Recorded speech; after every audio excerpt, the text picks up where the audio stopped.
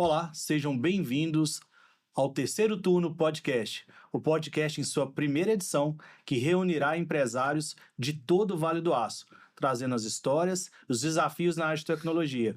Eu sou o Thiago Bicalho, diretor da Onex Data Center, e ao meu lado está Frank, diretor de tecnologia na BRnet. Isso aí, pessoal. É um prazer estar, aqui com o Wallace Barreto também, junto com o Thiago da Onex e eu aqui representando a BRnet, para que a gente possa bater um papo sobre tecnologia, no nosso Vale do Aço aí, que está muito carente, de atenção na área de tecnologia da informação. Então vai ser um prazer a gente estar aqui junto falando sobre isso e a gente vai, querer junto com todo esse movimento, elevar o nível da tecnologia do Vale do Aço, valorizando os profissionais, capacitando as empresas para que a gente possa colher frutos para o futuro. Muito bom, Frank.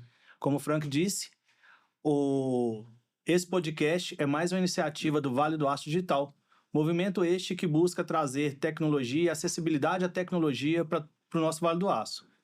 À minha frente, nosso convidado aqui, mais do que especial, o Wallace Barreto, foi responsável por trazer a fibra ótica para o Vale do Aço alguns anos atrás, construtor e agora, mais recentemente, fazendeiro, eu diria. Né, Wallace? Muito bom estar aqui conosco, muitíssimo obrigado. Obrigado, Thiago. Nós estamos juntos aí. Foi uma honra ter aceitado esse convite seu. É uma oportunidade de bater papo. Eu gosto de bater papo, isso aí é a minha praia.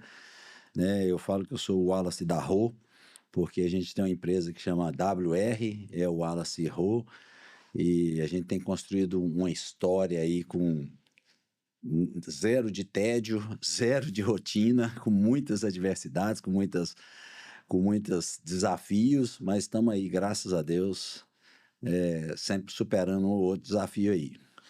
Wallace, a gente conhece um pouquinho do Wallace, né, ali nos outdoors, a gente vê algumas publicidades ali, sempre trazendo os empreendimentos da WR, conhece muito o Wallace da época da Giganet, mas eu queria saber um pouquinho como é que tudo começou. Eu ouvi dizer que você vendia concreto, é isso mesmo? Começou com o WR, né? Eu casei com 21 anos, a Rô com 18, e nós estamos aí há 30, fechando agora 36 anos de casado. E no início eu fui empreender. E hoje nós estamos falando sobre tecnologia e eu sempre gostei de tecnologia, de máquina, das coisas. Aí, se eu voltar um pouco antes do casado, eu era aficionado com videogame. Que legal. Eu tive o primeiro Odyssey na época, eu tive o primeiro Atari. Eu fui colecionando aqueles jogos do Pac-Man, de todos aqueles jogos. Eu fui recordista do Pac-Man na época que eu era garoto, né? E depois eu e o Igor, aí já depois de um bom tempo, os Playstations todos que vieram eu tinha e jogava. Então eu gosto dessa tecnologia e dos desafios que tem ali. E casei com 21, eu com 21, e durante um ano eu empreendi. Tive uma fábrica de tijolos lajotas, fabricava tijolo, e aqui na cidade do Bugre, 40 quilômetros de Ipatinga, mas quebrei com um ano de atividade. Eu tinha 12 funcionários, né? Fiquei, resumidamente aí falando, fiquei mais um ano parado, sem conseguir, uns 6 meses, 8 meses, sem conseguir uma colocação, e fui trabalhar na Pedreirão Valemix como vendedor. Tá? Na época eu comecei lá ganhando um salário mínimo e meio. E eu morava no Cariru com meu pai, casado, quebrado, voltei a morar dentro da casa do pai. Tá? E aí de lá fui começar a trabalhar na Valemix. Eu ia de ônibus alguns meses, aí logo depois comprei um Fusca, e de Fusca eu fui fazer as vendas, trabalhar com as vendas na cidade. Fiquei lá 14 anos. Vendendo concreto. Vendendo concreto. Legal. E como é, você sabe dizer por que você quebrou naquela época? Qual foi a chave? Assim, você, ó, esse aqui foi o motivo principal da quebra. Eu já estive aqui nessa casa de podcast, já lancei, já falei aqui do livro que eu escrevi, né? No livro eu conto toda a minha história. Se eu for na raiz do motivo da minha quebra, ela era espiritual, e foi porque eu era um arrogante gente boa. Tá? Eu era um arrogante gente boa e eu não sabia disso. E como eu sou um leitor ávido da Bíblia, eu não, durante alguns momentos aqui eu vou sempre estar mencionando isso, porque eu não consigo desvincular uma coisa da outra, porque eu vejo em cumplicidade, intricidade em tudo isso. Tem trecho da Bíblia que fala que a soberba ou a arrogância, em outras traduções, precede a ruína. Então, a minha soberba me trouxe a minha ruína logo no início da minha vida, e é onde Deus começou a tratar no meu coração naquilo ali, corrigir minha rota. E aí, se eu trouxer a explicação material, eu tinha zero experiência, zero competência para ter aquela empresa. Comecei ela no jargão aí, na raça, o barro não era bom, a lenha não era boa e a máquina de produzir o tijolo não era boa. A fórmula do fracasso. Mas Deus tratou no meu coração ali. Tá? Bacana. É. E de vendedor, lá do Pedreira 1, a WR, que foi o seu segundo, vamos dizer assim, a segunda virada, né? A segunda chave ali. Foi esse passo mesmo? Você saiu de lá e já montou a WR? Como é que foi? Durante esses 14 anos, eu comecei a buscar muito a Deus, tá? E ao buscar a Deus, eu comecei a me conhecer a humanidade que tinha em mim e conhecer a divindade de Deus. E comecei a aplicar alguns princípios.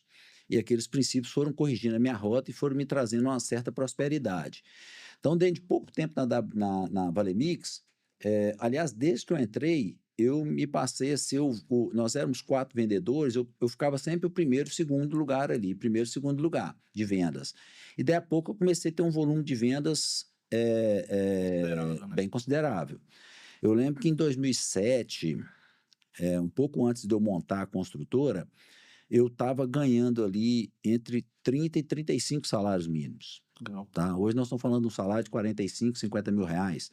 E na época ele valia mais ainda. Sim. Tá? E eu sempre falei que eu não tinha vergonha de trabalhar, embora eu sempre trabalhei com equilíbrio. Qual equilíbrio? Eu trabalhava intensamente as minhas horas de trabalho, mas eu almoçava em casa todos os dias com a Rô, e depois quando vieram os meninos, e 18 horas, 17h30, 18h30, eu estava em casa com a Rô. Então eu nunca fui um workaholic de largar meu tempo de qualidade em casa ou meu tempo de qualidade de almoço por causa de trabalho. Mas fora isso, pau quebrava. Sempre acelerado, né? Intenso. Até hoje. Legal. Você sempre teve estabelecido, então, esse padrão dessa rotina, né? De ser um cara familiar, né? Tenho acompanhado muito o senhor nas redes sociais, aí o senhor tem tentado trazer o patriarquismo de volta, né? Eu acho muito interessante também essa fala e casa com o sucesso, né? Com o que o senhor tem falado aí para a gente, né? Essa questão de estar sempre sendo orientado pela palavra de Deus e estar buscando isso na sua vida, com certeza a gente colhe frutos, né? Eu gostaria de saber também, Wallace, e com certeza o público que está nos assistindo aí vai querer saber também, qual foi o momento ali, a hora que o Wallace entendeu, opa, deixa eu fazer aqui agora o meu próprio negócio, deixa eu começar a WR, né, que o senhor saiu da Vale Mix, e aí, o que foi a chave ali, a virada, que o senhor pensou, opa, agora está na hora de eu investir no meu próprio negócio, de eu começar a minha própria história, né, a minha carreira aqui nessa área. Eu acho que essa chave virou muito cedo. Eu posso retroceder um pouco mais na nossa história ainda. Com 17 anos, meu pai tinha uma lavoura de café em Mantenópolis. Nós morávamos em Mantena, que é 20 quilômetros de distância um do outro. Na época não tinha. Eu dirigia e eu tinha carro e moto zero por minha conta. Eu empinava a moto, eu fazia enduro, eu andava de coisa. Eu andava 2 quilômetros de uma roda de moto. Até hoje eu ainda dou Adrenalina eu tenho uma DTzinha lá na fazenda de estimação e ainda dou umas empinadas. Embora tenha uns 2 anos que eu não ligo ela, agora que eu lembrei. Mas enfim, com 17 anos, meu pai sofreu um acidente de carro, ficou 90 dias de cama. E na véspera da colheita de café das terras que ele tinha. E meu pai me emancipou ali na cama, naquele período, me emancipou. Eu abri uma conta de cheque ouro no Banco do Brasil. Eu tenho um extrato bancário lá na parede do meu escritório dessa época. E ali eu comecei a empreender, além de cuidar da terra que meu pai sempre cuidou, eu comecei a comprar e vender café. Tá? E aí eu conto no meu livro que chegou um momento, uma daquelas semanas lá, que o Custódio Forza, que era o segundo maior exportador de café do Brasil, ele ficava em Colatina, o custódio, o genro dele, Carlos Henrique, lembro direitinho, mandou uma ordem de pagamento de $200 mil para um menino de 17 anos de idade que ele tinha conhecido, visto poucas vezes lá, e ele mandou uma ordem de pagamento de $200 mil para eu comprar 700 sacas de café, 2 caminhão trucado e uma 608 carregada, paguei os sitiantes vizinhos nossos lá, comprei o café deles para vender lá por $205 mil, ganhei uma comissão lá de uns 5 ou 7 mil dólares naquela época, numa negociação assim, com 17. E eu fui empreendendo. Aí com 21 eu casei, empreendi na fábrica de tijolos e depois regredi em termos eu tomei a pancada, fiquei atordoado em relação a ter quebrado, né? E aí eu fui trabalhar nesse período de 14 anos. Só que daí a 2, 3 anos, quando se fala em virada de chave, era até um retorno à chave anterior, eu já comprei do meu pai um pedaço de terra dele no Bucre. Transferi, escriturado meu, 13 hectares. Um sítio pequenininho. E ali eu fiz ele virar um brinco. Ali eu fiz ele ficar produtivo, trabalhando na Valemix, cuidando daquele sítio, tá? E aí depois tem uma história longa que dali eu fui ganhando dinheiro e eu vendi esse sítio, financiei meus carros e fui construir o primeiro prédio, tá? Então foi uma construção de tomadas de decisões com sacrifício, porque o que muitos jovens hoje, eles não querem? Ah, não, enquanto eu não comprar minha casa, eu não vou pensar em casar. Uhum. E aí a mulher fala a mesma coisa. E fica 2 jovens, com 21, 22, 23, 24, 28 anos de idade, preparando para comprar cada um uma casa, e eles vão morar em qual casa? Para depois eles pensarem em se casar? Eu não concordo com isso, eu não penso nisso, você entendeu? Eu não sou do casamento da moda antiga, não, gente. O casamento que eu casei há 36 anos atrás é o mesmo de hoje, né? Então, assim, é muito interessante quando você Pensar em pensa construir nisso. junto, né? Construir juntos. Construir juntos. Ué. Eu acho que faz mais sentido para o casal. Quando o casal tem a mentalidade de construir junto, eu acho que faz muito mais sentido. O crescimento é mais acelerado, eu diria. Sabe? Quando cada um pensa construir o seu, quando se junta para construir uma coisa só, vai mais Rapaz, fluido. você atrai uma bênção de Deus quando você faz isso. E os desafios vão ter quando você tiver com 21 anos de casado, ou 30, ou 40. Então, você entendeu? Cumpre o princípio ali de estar junto ali, de constituir uma família. Meus 2 avós foram patriarcas, né? Você falou aí, eu coloquei isso no meu livro, eu até dei uma entrevista agora recente falando isso. Eu peço a Deus para que eu estabeleça um patriarcado. E eu já estou começando ele já tem uns anos já. Entendeu? O que é o patriarcado? É aquela família estruturada debaixo de uma ordenança de Deus.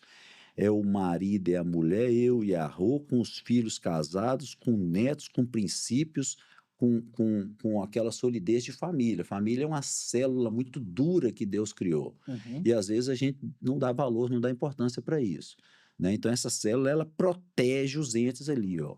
Família, quem está dentro da família ali se protege um ao outro. Um indivíduo sozinho no mundo, ele é muito frágil, né? Gente, e o que o Wallace está falando aqui agora é real, tá? Isso não é só falácias, não. Porque para conseguir essa agenda com ele aqui, ele falou assim: ó, os horários que eu tenho com a Rô, eu não abro mão. Você tá me pedindo o meu tempo mais valioso, não foi isso? Fiquei 2 semanas agora de viagem, junto com os meninos. Nós estávamos esquiando nos Alpes lá da França. Foi uma bênção, um privilégio de Deus, que eu agradeço a isso. Almoçando e jantando juntos, saindo para esquiar juntos. E aí chega, a semana fica intensa. Beleza. O Thiago me ligou, vamos fazer o podcast? Falei, vamos fazer. Falei, eu tô com a semana cheia. Tô com a semana cheia, tô tomando uma série de decisões, peraí, o que eu faço? Aí falou, então vou marcar 18 horas. Falei, não, você piorou.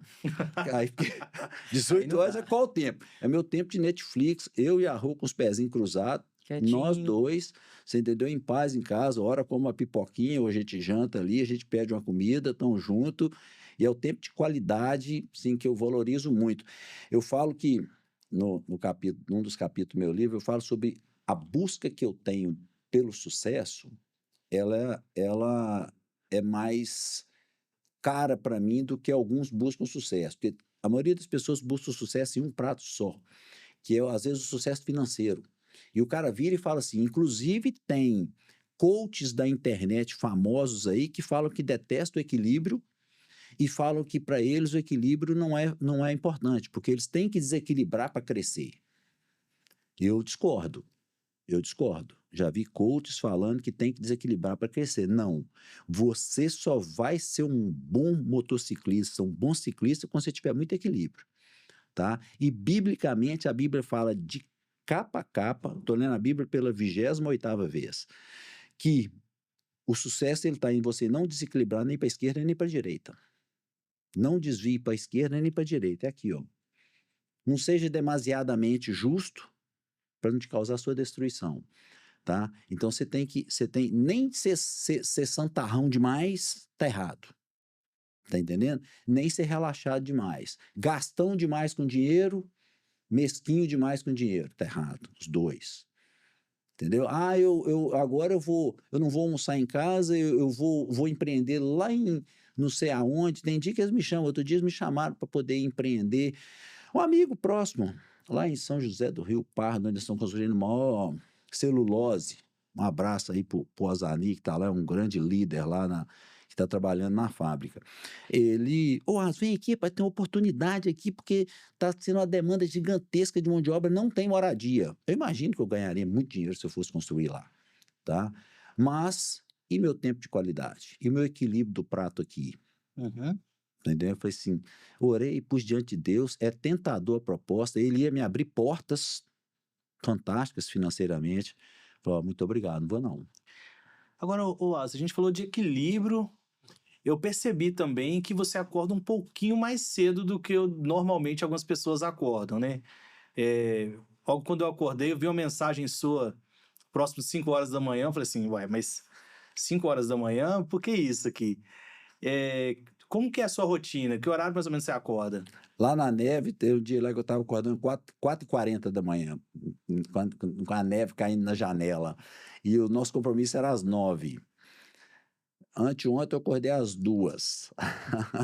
Mas de média eu acordo 5h30, 6h. 5h30, 6h, eu demoro uns 30 minutos ali para preparar um café. Eu tomo as vitaminas, um ômega 3, uma coenzima, um zinco, magnésio, faço reposição. Estou com 57 anos, me sinto hoje melhor do que quando eu tinha 42. Com 42 eu comecei a envelhecer, depois eu rejuvenesci. E você está com quantos anos, Thiago? 40. 40. Pois é, até 40 eu fui voando. De 40 para 42 eu dei uma queda. Tô falando você não. Inclusive, eu conto uma coisa engraçada, porque eles falam o seguinte, que com 40 a vista é o primeiro sintoma de vista cansada. E eu orava e pedia a Deus, meu Deus, tem misericórdia, não deixa eu cansar minha vista, não. Minha vista é tão boa, e eu mexi com moto, mexi com os negócios, com tudo, e eu fiquei vigiando e pedindo a Deus, falei, não, eu não vou ter vista cansada, não vou ter vista cansada. Rapaz, quando eu fiz aniversário de 40 anos, que eles cantaram os parabéns, que passou 15 minutos, meu celular embaçou. Falei, não é possível, 40 anos e 15 minutos. Certinho. Depois eu implantei lente. Hoje eu tenho um implante de lente que diz que dura 130 anos e eu enxergo hoje normal. Perfeitamente. Muito bem, muito bem. Legal. Muito top. Perdi o assunto. Bom, pessoal, a gente está falando aqui um pouquinho da vida do Wallace. Até agora nós falamos de tecnologia. E, Wallace, como é que foi esse negócio de empreender? Você sair completamente de construção civil, entrar na área de tecnologia, trazer fibra ótica, internet. Conta pra gente como é que se deu isso aí. Como é que começou isso? Deixa eu só concluir, porque eu voltei no assunto que eu falei. Então, eu acordo, eu fico 1h30 ou 2 nessa devocional minha. Eu peço a Deus pelo pão de cada dia, pelo meu dia, pelo que eu vou fazer, pelas decisões que eu vou tomar, por esse podcast hoje. Eu já peguei minha agenda, já orei, meu último compromisso de hoje. Eu orei e pedi a Deus para abençoar, para que tudo corra bem, para que todos fiquem bem. E leio 2, 3, 4 capítulos da Bíblia, leio algum livro que fala sobre comportamento bíblico e eu pego minha rotina de trabalho. Aí pego ali intensamente, mas eu começo a trabalhar lá para as 9h30, desço, oro um pouquinho com a Rô, converso um pouquinho ali, uns 20 minutinhos com ela e saio. Volto, almoçamos juntos, meus filhos, genro e nora, quase todos os dias. Tem um dia que a nora vai almoçar fora, vai almoçar com os pais. E 18 horas, 17h30, 18 horas, eu estou chegando em casa com o celular desligado, fico ali, né? Estou naquilo. E aí, entrando no assunto da Giganet, que foi um case de sucesso, né? Eu cheguei lá na fazenda, o cara conhecia o case da Giganet, um cara que tinha internet lá, que eu chamei ele para comprar internet para pôr na fazenda. Papai, conheço demais a história da Giganet. Nossa, que legal, rapaz, como é que foi bom, abençoado. Eu há 10 para 11 anos atrás, imagina, era muito tempo, a internet era muito ruim aqui em Patinga, a internet era muito lenta, assim, você esquece baixar um vídeo, esquece, não baixava vídeo, você não baixava um vídeo de 3 A minutos. noite toda baixando um vídeo para você assistir no outro dia de manhã. Aí, tá vendo? Cabo coaxial lá da Claro, na época. Olha bem, UTP, olha bem. rádio. Então, nós estamos falando de 10, 11 anos atrás. Aí, às vezes, eu ia nos Estados Unidos, tinha uma internet que está longe de ser o que é hoje. Falei, pô, mas que internet boa aqui, né? Por que lá no Brasil não é? Ponto. Um dia eu passo ali no Horto, ali perto de casa, uma saveira novinha escrita assim, ó, Giganet, 100% fibra ótica, o futuro chegou. Falei, olha bem, como eu sempre fui apaixonado com tecnologia, quando eu vi aquilo, além de eu querer resolver um problema que eu tinha na empresa e lá em casa, eu já me encantei com aquela ideia. Nossa, que trem legal, cara, que top, internet, fibra ótica aqui. Falei, quem que é o CEO dessa empresa? Eu imaginei que era uma empresa multimilionária, peguei o telefone 0800, que ainda era uma coisa mais chique para a empresa ter aquilo. Aí eu liguei no 0800, falou, eu queria falar com o CEO da empresa, eu falei os termos assim. Quem me atendeu, o Carlos, que virou meu amigo. Falei, não, sou eu mesmo, nós podemos conversar e tudo. Podemos fazer uma reunião? Podemos. Ele veio. Foi até lá na WR e eu estava querendo te propor uma sociedade nesse negócio. Foi assim. Aí ele, ok, eu concordo. De pronto também. Aí eu falei, uai. E falei, qual é o seu plano de negócio? Ele não sabia. Qual é a sua estratégia de crescimento? Ele não tinha plano. E eu falei assim, tá conversado, tá entendido. Mas você não vai entender, não, eu vou fazer uma coisa estranha. Ele falou, o que foi? Eu vou te deixar ali, você fica à vontade. Mas eu não falei abertamente com ele, agora eu vou, mas o que eu ia fazer era o seguinte, eu vou para casa agora orar e pedir uma direção de Deus, e quando Deus falar comigo, eu volto. E eu tenho o hábito de, quando eu entrego meu dízimo, ou entrego minha oferta, eu faço uma prova com Deus, que é anotar um pedido a Deus. Eu tenho meu caderno de orações. Hoje eu devo ter uns 80 pedidos a Deus em aberto. Eu tenho um vídeo aqui que eu falo, eu sou um pidão a Deus. E é isso mesmo. E agradeço o que vem. Tá? Fui lá e anotei, senhor. E tá lá, escrito lá, anotado lá. Acho que 2014, cara. Depois eu vou ver. Aí eu pedindo a Deus, me dá graça para entrar nessa sociedade. Se eu entrar, que o senhor me dê lastro para poder eu investir. Que o senhor me dê condição de investir. E pedir, para que seja uma boa parceria. Tudo anotado lá. Achei que uma semana Deus me respondia. Passou 2, passou 1 mês, passou 3 meses. 5 meses eu já estava explicando para Deus. Deus, o senhor não está entendendo. Eu preciso de uma resposta, porque o negócio é bom. O negócio é bom. Eu estou querendo entrar no negócio, o senhor não falou nada comigo. E eu pedindo a Deus aquilo. Um belo dia de manhã, uma voz bem fraquinha. Falei assim, hoje é o dia de você fechar. Liguei para o Carlos. Carlos, você reúne aqui de novo? Vendeu a empresa? Acertou o negócio? Não, acertou. Está do mesmo jeito, está do mesmo jeito. Você vem cá. E ele não tinha me aberto número nenhum. Carlos, na época, olha o que é empresa e o que é tecnologia. Ele tinha investido R$1 milhão, dinheiro dele. Só tinha cabeado a Amaro Lanari, tá? Amaro Lanari. Estava vendendo link de internet a R$79. Tinha 300 clientes com 20 e poucos mil de receita. Qual que era a despesa dele? 50 mil. Estava longe do ponto de equilíbrio, tá? Longe do ponto de equilíbrio e sem dinheiro para investir para crescer mais. E o mercado mar azul, demandando.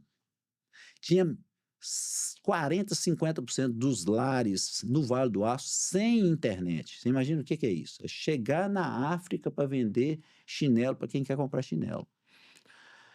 E aí eu peguei e falei assim, ô Carlos, eu tenho 140 mil reais aqui. Ele fala que é 160. Eu falei assim, dá pra gente começar uma sociedade? Ele falou, dá. Então o que nós temos que fazer? Nós temos que comprar um roteador e uns cabos drop lá em Valadares. Eu falei, vamos lá, entramos dentro da caminhonete, fomos para lá. Aí eu pus o dinheiro numa conta conjunta com a gente, sentei lá, olhamos os cabinhos lá, olhamos um roteadorzinho assim, um negócio, e o Carlos assim do lado. Quando eu falei, quanto que é o negócio? O cara falou assim, 135 mil reais, 140 mil, o dinheiro que nós tínhamos. A gente já foi para comprar. Aí eu virei e falei assim, ó, rapaz, cara, hein, rapaz, é muito dinheiro, hein? Dá para você fazer um desconto? O cara falou assim, já paguei. O Carlos, pensa num homem bom de paga, num homem honesto, é o Carlos. Você entendeu? E na carioca, pechincha não, pagou o cara. Falei, tá bom, era isso mesmo, era isso mesmo. E voltamos, acabou meu dinheiro. Rapaz, a Giganete, eu falo, que ela foi como se eu tivesse passado na rua e apanhado um dragãozinho, igual você põe um cachorro de vira-lata na rua, só que era um dragãozinho, e eu pus ele dentro da sala. E aquele dragãozinho comia uma pá de dinheiro no início. Daí a pouco ele começou a comer um carrinho de mão de dinheiro todo mês. Era uma draga, né? Uma draga.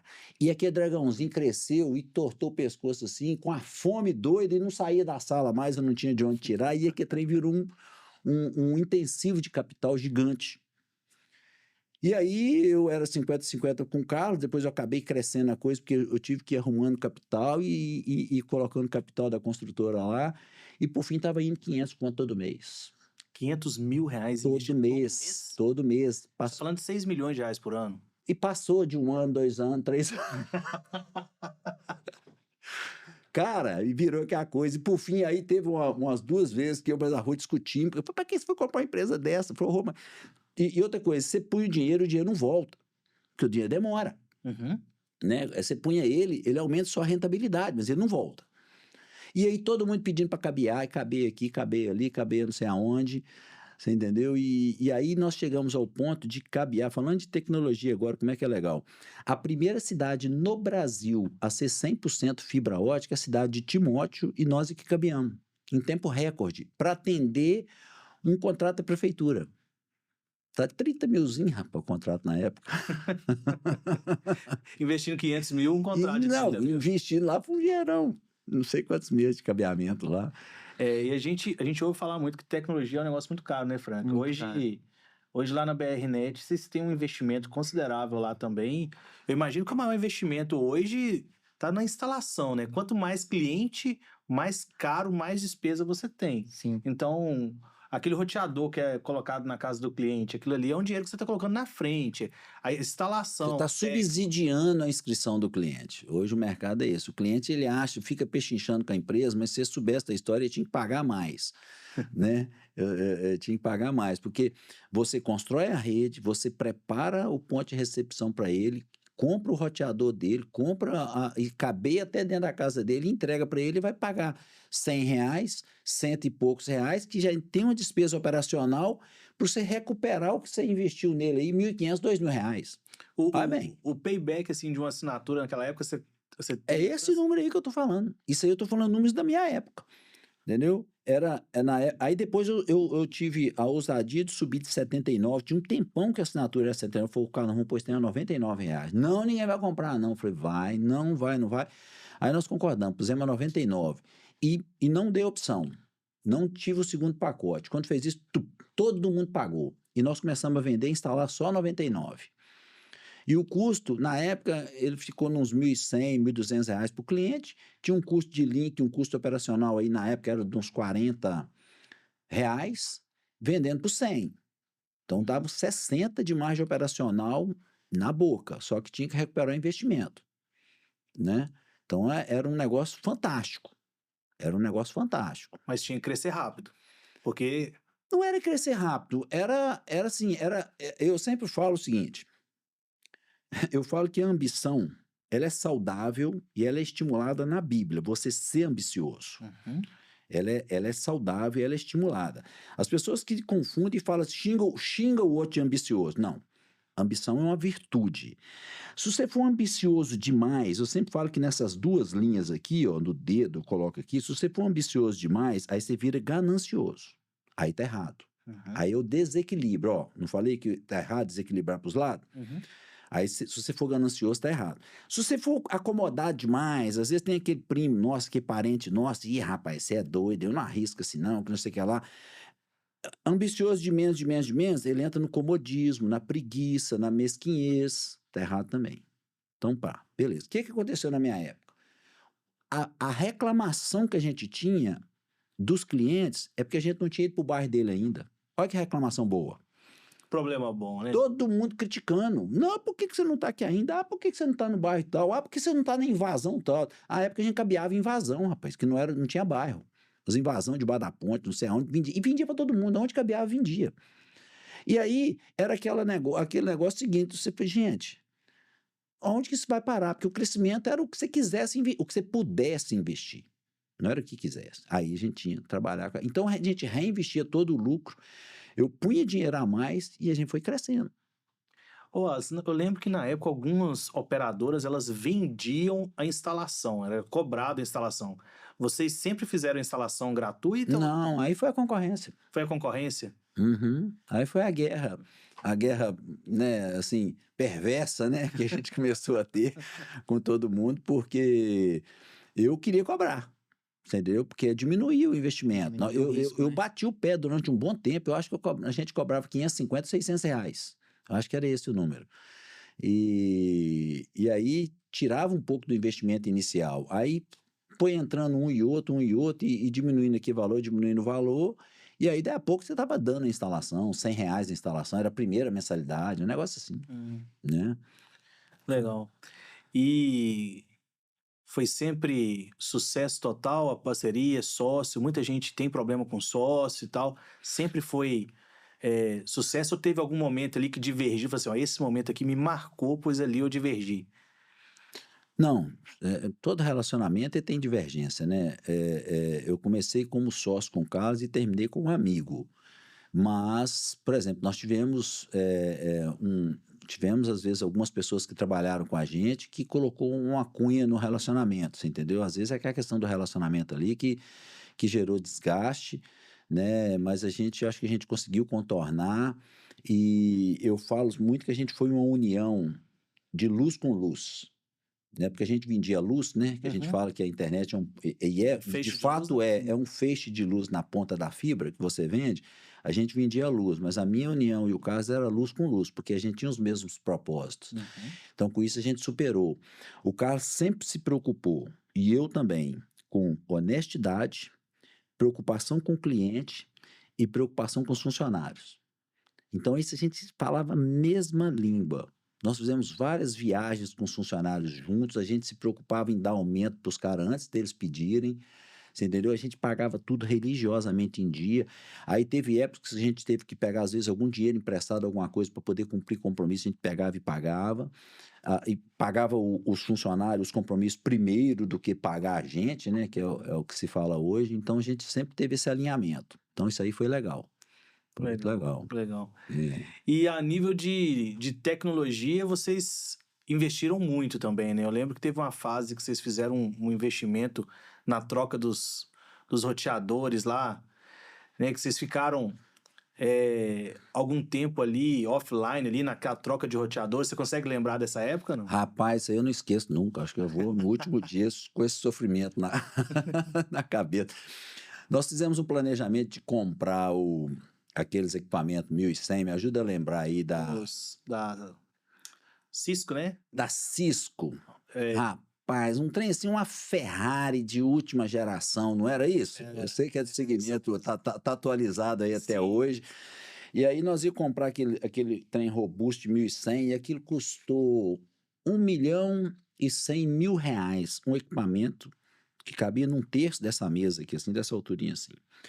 E aí comecei a cotar aquele negócio, eu e o Carlos muito inteligente, mas às vezes a gente se perdia um pouco na comunicação.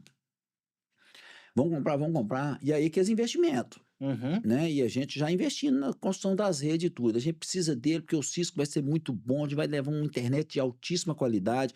Porque explicando para o pessoal que não conhece, você me corrige se eu estiver errado, que você hoje você está especialista e eu não. Inclusive, eu gosto de falar o seguinte: Eu sempre na minha empresa, eu sou um generalista. Eu não sou especialista em setor nenhum. Eu contrato especialistas e lido com eles, né? Então, o Carlos, por exemplo, ele é um especialista em engenharia de rede. Ele fala que engenharia de rede não, mas ele é um especialista em software, em entendimento, em sistema, em rede. E eu sou um generalista administrativo, RH, contábil, marketing e vendas, lá para cá, né? Então, a gente combinou assim, meio que da porta para dentro era ele, da porta para fora era eu. E aí um dia ele falou, nós precisamos comprar esse Cisco 1100. 1100, né? 11.100. Acho que era 1001. 1001, vamos comprar o Cisco 1001. Como é que é isso, Carlos? Aí nós sentamos, olhamos, entramos, pesquisamos, trem top, maravilhoso. Porque aí o que ele é? Ele recebe o link que vem lá do roteador de São Paulo, dentro do aparelho. Dali, na época, a gente tinha 30 mil clientes, nós tínhamos saído de 300, a gente estava lá com 25 ou 30 mil clientes. E o que acontece? Aquele roteador distribui o sinal para 30 mil. Aí, quando dá um pico de luz no bairro tal, que derruba 3 mil clientes, e a luz volta, o que aquele roteador faz? Começa a bater na porta lá, pô, tô querendo meu sinal de volta. Então, você tem que ter um roteador robusto para atender todo mundo na mesma hora, não é isso? Isso mesmo. Ponto. Então, quer dizer, vamos fazer isso, porque nós vamos ter sempre... E pico de luz, o cidadão comum, o cliente comum, não sabe, mas fica caindo o dia inteiro, o tempo todo. Então, toda hora o roteador está pedindo sinal de volta. O roteadorzinho de casa. Se não tiver um roteador robusto lá, você não tem qualidade de internet. A internet está lenta. Ela não está desconectada e ele não está sabendo, não é isso? Então, vamos comprar o trem, vamos. Vamos comprar, cotamos, mexemos, reunimos, fizemos não sei o quê. Um dia eu estou em Dubai passeando com os meninos, o Carlos me liga. Então tô acabando de fechar um negócio aqui. Vamos fechar. Então tá ficando por 2.200.000. Falei, mas 2.200.000, cara, meu treino era 1.100.000. Nós falamos o tempo todo. Uai, você tem que comprar redundante. Tem que ter dois. Aí, Eu falei, nossa, eu tava fazendo um planejamento. Quem tem um, não tem nada. Quem tem dois, tem um. E eu fazendo um planejamento de 3 meses para 1.100. E ele sempre falou do valor unitário. Falei, mas você não sabe que é 2? Eu falei, não sei. Tá bom, então vamos comprar. E como é que eu vou fazer? Eu vou pagar em 3 meses. Eu falei, nossa, cara. 3 vezes? 3 meses só. Entendeu? Assim, não parcelava o trem, não. Falei, então tá bom, vamos comprar um negócio. Beleza. Aí fomos trazer o cara. Eu até vim contando a história no carro aqui agora. Nós trouxemos que esse cara sério, bambambam, não sei como é que estão aí hoje. Na época, a gente pagava pro cara 30 mil reais para trabalhar uma noite para fazer migração do equipamento pra gente. E eu lembro, inclusive, que eu acabei de tomar um Red Bull que eu vim para cá. Aí, se você toma um Red Bull com frequência, eu falei, não, só quando eu for gravar podcast. Aí, o cara pedia Red Bull, ele tirava foto, mandava pra gente no outro dia, assim, uma pirâmidezinha, assim, com 14 latas de Red Bull, 15, numa noite. Mas só que na noite seguinte ele estava indo trabalhar em outra empresa. Então esse cara não deve estar vivo aí hoje. Você tem que tomar um Red Bull desse jeito à noite, sem dormir. Já derreteu por dentro. Não deve estar vivo, né? Mas, enfim, nós pegamos e fizemos todo um planejamento, as reuniões, toda aquela coisa, 3 horas da manhã, que tinha pouca gente conectada, tudo preparado, você ia tirar 2 cabos e no outro, né? Uhum. Foi feito isso. Quando tirou, tchum, derrubou todo mundo. Quando ligou, nada do sinal subir. E eles... E ficou naquele negócio, e ficou mexendo, e deu 5 horas, deu 6 horas da manhã, nós todo mundo acordado em volta aqui, deu 7 horas da manhã, nada. Foi, gente... Você acompanhava também, Juan? Você estava lá também? eu junto, e naquele negócio e tudo. E o Carlos nem dormia, eu ia dormir um pouco e voltava. Aí, falei, então faz o seguinte, deu 7 horas da manhã, tira desse negócio aí e liga aqui de novo. Vamos voltar, pelo amor de Deus, 7 horas. Quando ligou, quem disse que o sinal subiu? Também não funcionou. Cara, eu arrepio. Que isso? Eu arrepio num negócio desse. Ó, eu me emociono até hoje, porque compromisso com os clientes. Rapaz, aquele negócio não ligou. E passou meio-dia, E o pessoal começou a me ligar. E o pessoal, eu lembro que o Marquinhos Do posto? do Toninho Magalhães me Aham. ligou. Ô, rapaz, eu tô com não sei quantos postos de gasolina, não tô conseguindo emitir nota fiscal, não tô conseguindo carregar, tá sem internet, ó. Marquinhos, meu sinal caiu, rapaz, e não sobe não. E nós estamos trabalhando, todo mundo aqui em centro. Pedreirão Volemix, que eu trabalhei muito tempo, eles tinham eu tinha armazenamento de dados com eles. O primeiro armazenamento que eu fiz, eu tô fazendo o seu segmento, eu fiz ele há 10 anos atrás. Tá tudo parado, não consigo emitir nota fiscal de caminhão na pedreira. Pois nós estamos trabalhando aqui intensamente para resolver. Segunda noite, terceira noite. Eu lembro que teve uma noite, não sei se foi a segunda ou a terceira, eu morava num prédio aqui e a Giganet era no outro office, no último andar do outro prédio, nós dois aqui. Eu falei, Carlos, hoje eu não vou ficar aqui não, vou ficar em casa, vou ficar a noite inteira orando e pedindo a Deus, e você vai me falando. E as janelas ligadas, meia-noite eu tomei um Red Bull, fiquei orando até 7 horas da manhã, conversando com o cara, ligou o aço, fez isso, nada. O trem não ligava, que o trem não subia o sinal, nenhum, nem outro. Nós ficamos 4, 5 dias com aquele trem, sem sinal. Inexplicavelmente. Mas assim, e aí a gente começou a ter 2.000 ligações não atendidas. O nosso call center não dava conta de atender os caras para falar o que estava acontecendo. Por dia. Rapaz, que semana tensa, intensa e uma loucura. O Carlos conta que no quarto dia, não sei, terceiro dia, talvez me falhe a memória, que para mim foi uma eternidade. 5 horas da manhã, o pessoal já estava dormindo para os cantos afora do data center, assim, já estava exaurido de forças e tudo. O Carlos que ajoelhou no chão e começou a orar e pedir a Deus para dar uma luz, para dar uma sabedoria para ele, para dar uma graça. Ele falou, meu Deus, abençoe. Dizer que orando e pedindo a Deus. Dizer que levantou a cabeça assim, foi lá, pegou o cabo e pôs ele no slot, que não era o slot correto, e apertou o boot ali. Eu tenho... Subiu tudo assim. A solução foi assim. Que isso? No equipamento novo ou foi... No novo. No novo? No novo. Tipo assim, SP1, o SP2, o SP4, não sei, Na sabe? porta que não era para colocar. Na porta que não era para colocar. É a TI, né, Thiago? Tem coisa que não se explica, né? Não se explica, só acontece. Olha a tecnologia. Na verdade, a tecnologia estava contra nós nesse momento. Você pensa que uma ação física ali, né? Tirar o cabo, colocar o cabo em outro lugar, que fez toda a diferença. E agora tem coisas que... E eu também. E os bambambam dos construtores não resolveu. Quem resolveu foi o Carlos. Deus através dele. Que legal. Na iluminação Do Red dele. Bull, dos 30 mil. Não resolveram. Resolveu. Não resolveu. Que situação, Asa. E aí tem histórias, né, bicho? Tem Nós histórias. já passamos por algumas situações assim também. Dentro da Onex, nós ficamos uma semana com sites. Subia, caía. E foi uma situação assim... Por fim, a gente já tinha mesma coisa. A gente já tinha esgotado todas as forças. Nossos analistas já não aguentavam mais. Era humanamente impossível continuar aquela situação ali. Eu falei, para tudo. Resolvemos trocar um equipamento. Tira esse equipamento aqui. Coloca outro equipamento novo. Deles. E não tinha absolutamente nenhum tipo de evidência que o equipamento estava com problema. Bem. Mas no meio de algumas dezenas de centenas de equipamentos, eu olhei para um equipamento e falei assim, esse equipamento aqui eu quero que troca esse equipamento aqui para mim. Aí. Nosso time trocou o equipamento e o ambiente se estabilizou. É inexplicável, né, Thiago? Porque a gente trabalha na tecnologia com monitoramento, né, o tempo todo. Seja na internet, seja no data center, monitoramento o tempo todo. E a gente vai onde está acusando o erro, né? E às vezes precisa acontecer isso. A gente tem que tomar uma decisão, né? Pensar fora da caixa. Não, vamos fazer isso aqui porque pode dar certo. A gente tem que realmente tentar de tudo. É o que faz muitas das vezes funcionar e resolver um grave problema aí.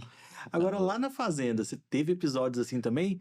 Eu ouvi... Eu lembrei que agora, tem muito assunto de gente falar da Fazenda de Tecnologia, eu amo falar de lá. Eu ouvi hoje, né, antes da gente falar da tecnologia lá na Fazenda, que agora você tá esquiando melhor, que antes você falava que tentava suicídio.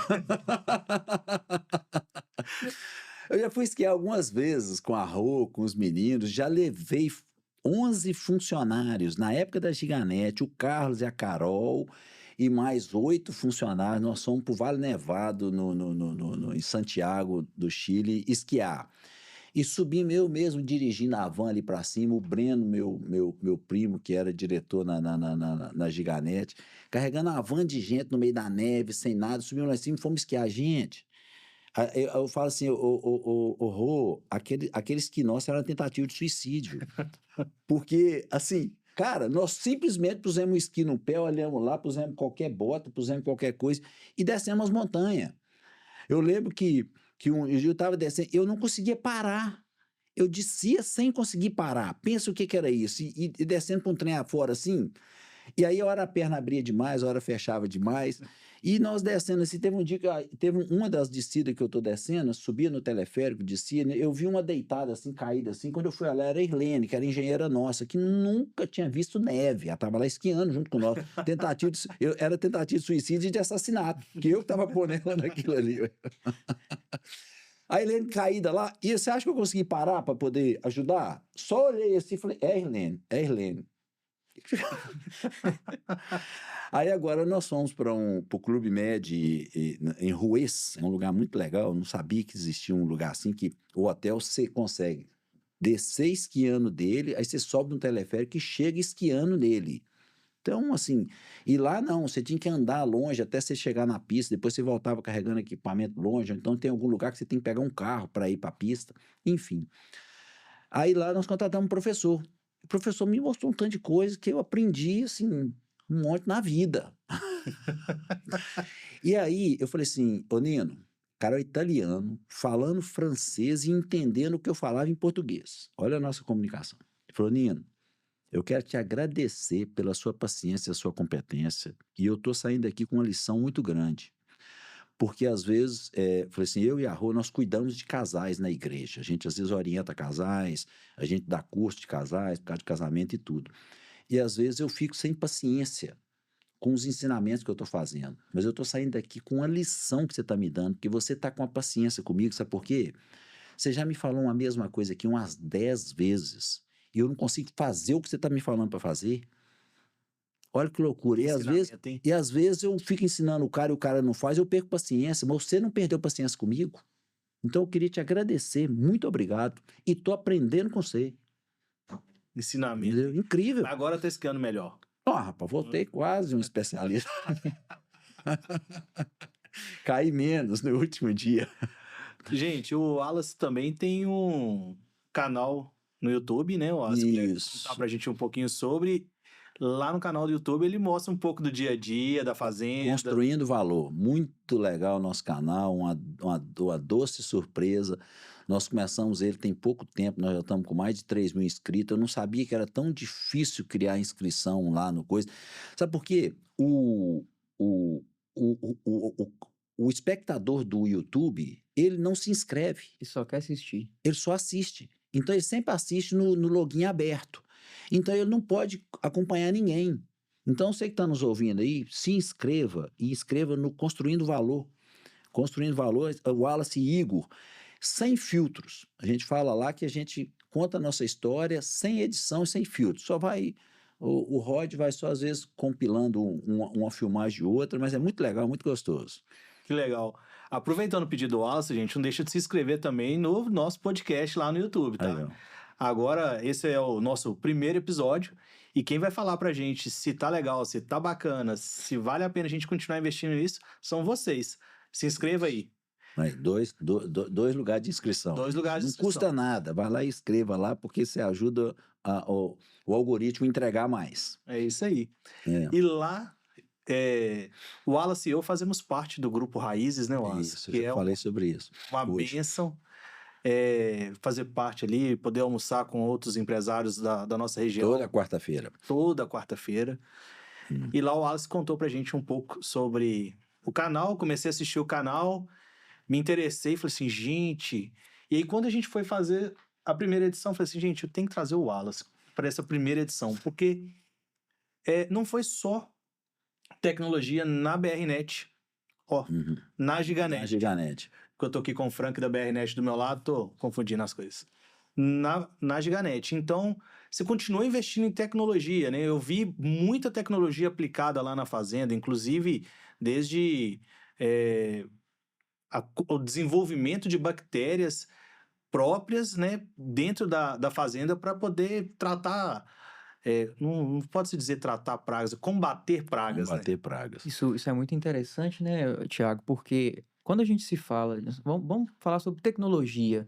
Na Onex, empresa de data center, na BRnet, provedor de internet, a gente já pensa, pô, claro, é tecnologia. Mas aí o Wallace vem e traz pra gente tecnologia na fazenda, no agro, onde as pessoas não imaginam, Não né? imagino. E tecnologia De biológica, ponta. eu diria, né? Tecnologia de ponta. Você trouxe ali equipamentos ali que citou lá que vieram de fora, equipamentos, tecnologias que vieram de fora. Puder contar pra gente um pouquinho? Eu gosto de inovação, eu gosto de tecnologia, e quando eu estava para tomar a decisão de vender a Giganet, a gente vendeu ela por um valor significativo há 5 anos atrás. Só que a cada ano ela dobrava de valor. E eu falei assim, Carlos, o ano que vem tem dobra de valor. Daqui 2 anos tem que estar valendo um dinheiro. Nós vamos vender ou não vamos vender? E aí eu estava sem propósito para vender. Eu não queria pegar dinheiro, aplicar no banco e ficar olhando para ele, Uhum. tá? Eu não sou investidor de bolsa, nunca investi, tá? Eu gosto de investir onde eu produzo, né? Beleza. Tá até mostrando ali Tem aqui algumas o imagens pessoal tá aqui. até mostrando ali, ó. Isso aí é as bactérias que são multiplicadas, elas são 22 cepas que você multiplica. Ah lá, o pessoal tá todo aí trabalhando com máscara, refrigerado. Essa sala aí, ela tá a 20 graus nesse momento.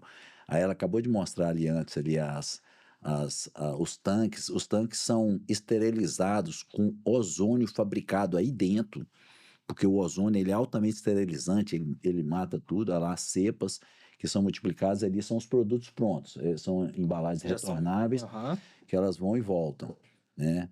Então, lá, os tanques de 1.600 litros cada um, tá? Então, o que que acontece hoje? Isso é agricultura de alta performance, né? De alto desempenho. Hoje, isso aí é para ajudar e fazer aquilo que o químico não faz. Olha que legal, voltando ali, mostrando, olha. Olha lá, os comandos, todos como é que são feitos. Aquilo ali é a fábrica de ozônio no canto, aquilo ali é a circulação. Tem que ter uma condição perfeita de multiplicação. E como que é o seguinte? Como que funciona? Entre outras coisas que a gente tem lá, que nós vamos falar aqui, eu tenho uma fazenda hoje, nas margens do Rio São Francisco, que eu comprei essa fazenda com o propósito, com a justificativa no meu coração, por que eu venderia a Giganet. Não era para reinvestir, era para ter um outro propósito. Uhum. E nós compramos, olha que legal, e nós compramos ela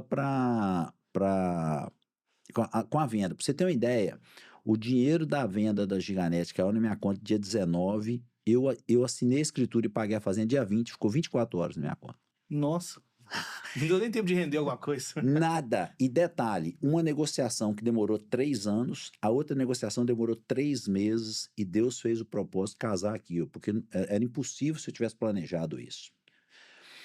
E era uma fazenda que já operava há mais de 30 anos, eu achei que era zero problema de documento e disso, ela estava cheia de carrapicho, cheia de problema, cheia de carrapato que eu falo. Ela não tinha licença da pista de pouso, eu fui lá e homologuei. Ela não tinha isso, ela não tinha um CAR unificado, que é o mapa hoje cadastrado no órgão. Eu fui fazendo aquele trem todo. E aí depois aí contratei consultorias. Assim como eu tinha as consultorias na Giganet, lá eu comecei a contratar consultorias. Hoje eu tenho 8 consultorias mensais e recorrentes na empresa, tá? E aí, converso com uma consultoria outra, o cara falou assim, Wallace, hoje tem um avanço, uma coisa a mais no trato cultural, que é a biomultiplicação de bactéria, de bacilos e de fungos benéficos. Então, como é que é isso? Não, vamos lá visitar. Aí um dia eu estava de helicóptero, aterrissamos lá em Janaúba. Tem um cara lá que eu fiz uma amizade com ele, que eu fiquei encantado com o cara. O cara é um gênio e ele criou essa estrutura. E eu, no primeiro dia, eu fechei com ele. Falei, não, eu quero. Vamos instalar isso lá dentro da fazenda. Como que funciona? O consultor chega e fala assim: olha, nós precisamos de aumentar a fixação de nitrogênio da planta na raiz. Uhum. E essa bactéria, ela ajuda a planta a fixar mais nitrogênio, porque às vezes você joga 300 gramas de nitrogênio através de um ureia, por exemplo, que é um adubo da planta, e ela absorve 150 gramas. Você perde todo o restante. Você perde, ele volatiza. Se você joga essa bactéria e a raiz fica mais saudável naquele ponto ali, ela absorve mais. Tá? Então você consegue desempenhos. Cara, e é muito complexo. Ó, e eu estou falando isso como leigo, tá? Porque o especialista é os caras lá. Aí o que aconteceu? Comecei a estudar, comecei a conversar e conversando com os vendedores daquilo. Eu falei, vamos montar isso aí. O que tem que fazer? Tem que fazer uma sala aqui de 80 metros quadrados, tem que ser refrigerada, tem que ser esterilizada, tem que ter uma bióloga, tem que ter não sei o quê. Eu falei, vamos pôr tudo. Tem que ter um laboratório de análise, vamos pôr tudo. Aí o consultor vira e fala assim: nós precisamos de colocar 2 litros por hectare desse bacilos lá na soja ou no milho, tá? Porque eu tenho as irrigações, que elas são os pivôs, que você imagina as torres montadas com a tubulação de 8 polegadas, assim, durante 500 metros. Ela joga água, um chuveiro naqueles 500 metros, 1 quilômetro de raio, qual é o tamanho desse bairro aqui do Bom Retiro, é cada um dos pivôs. Cada hectare joga 2 litros. Se eu for comprar bactéria no mercado, é R$ 400. Dá um dinheiro assim absurdo. Dá 3 milhões de reais por aplicação. Você chegou a comprar em algum momento antes de construir esse? É inviável. Ninguém compra. Ninguém compra. Porque não dá lucro. Uhum. Não dá lucro. Aí, com a multiplicação, como que funciona? Você pega as condições perfeitas do tanque daquele de 1.600 litros, esteriliza, compra o meio de cultura da bactéria, tem uma oxigenação circulante, temperatura e umidade perfeita, tem que estar criteriosamente dentro daquele jeito. E você joga a cepa que eles falam, que é os 2 litros que você ia comprar lá de bactéria naquele tanque. Em 48 horas, ele prolifera e 1 litro vira 200, com a mesma qualidade. Você faz 1 virar 200. O custo caiu para R$ 2 por litro. Só que você tem que aplicar aqui toda semana. Aí toda semana? Toda semana. Então por isso que ficava Ué, extremamente absurdo, absurdamente caro. Aí nós trabalhando nisso, fazendo esse acompanhamento, a bióloga trabalhando naquilo lá, a gente fazendo a coisa acontecer, nós começamos a melhorar a nossa produtividade ali, porque o que acontece na maioria das fazendas? O cara olha tanto, e eu faço isso nas minhas empresas num todo, o cara olha tanto pelo custo, que ele se perde no resultado. E não adianta, gente, eu sou um semeador. Você só colhe quando você semeia. E você só colhe na empresa quando você semeia a qualidade da empresa. Sim. É igual construir. Você não consegue fazer uma construção boa, segura e coisa fazendo mais barato que o concorrente, não. Não tem jeito, não. Qual que é o tamanho da fazenda hoje, Wallace? 3.500 hectares. Do Rio São Francisco até no final da fazenda dá 17 quilômetros. 17 Em quilômetros. linha reta. E é uma planinha assim, 17 quilômetros. Para ir lá no final da fazenda é uma viagem.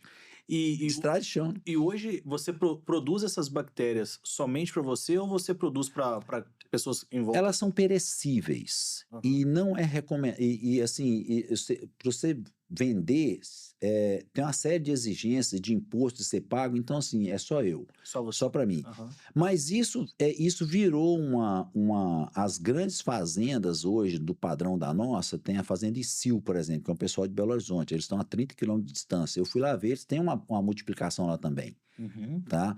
Então as grandes fazendas que estão na tecnologia estão fazendo isso. Isso é o Brasil nosso hoje, é fantástico, gente, é fantástico, assim, é encantador você ver isso lá. Tá? E aí, quando você faz essa aplicação e você vai cuidando, por exemplo, você sabia que existe, eu não sabia, existe um nematóide nas terras, nesse vaso de flor aqui, ó. tem nematóide nele, lá na terra. Se você jogar no microscópio e puxar, são pequenos vermes. Aí eu falo com o especialista, isso não é verme, não. Não, então a bactéria não é bactéria, não. Mas é o que que é? É um nematóide. Mas eu olho no microscópio que é uma minhoquinha pulando assim, ó. É uma minhoquinha pulando ali. O cara dá o nome... Parece um verme. Parece um verme. O bendito nematóide, ele vai no pé da planta que não é perene, a planta provisória ali, que é o milho e a soja, por exemplo, o café também, e ele necrosa a raiz e dá um tipo como se fosse um câncerzinho nela, dá um nódulo. Uhum. E aí não passa água nem nutriente. E a planta amarela não desenvolve. Aí você tem que jogar um fungo e uma bactéria que combate o nematóide, que abaixa a densidade do nematóide, porque não zera também. Ô, gente, eu queria falar isso aqui, isso é muito interessante. As pessoas viram e falam assim: porque hoje se usa defensivo na fazenda, se usa isso para poder fazer. É a mesma coisa você falar que você não quer usar um shampoo anti-caspa, porque ele é um agrotóxico.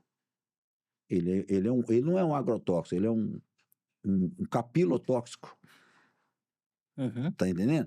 Eu não vou tomar uma ivermectina para mim, mas você está tomando um trem que vai matar o que está dentro do você ali, ué. Exatamente. Ivermectina, eu não vou tomar um remédio para verme, eu não vou tomar isso. Cara, eu dei um problema na pele aqui, eu não vou colocar a substância corrosiva aqui porque vai fazer mal para mim. É um ácido, por exemplo. Um ácido. A terra é isso, gente.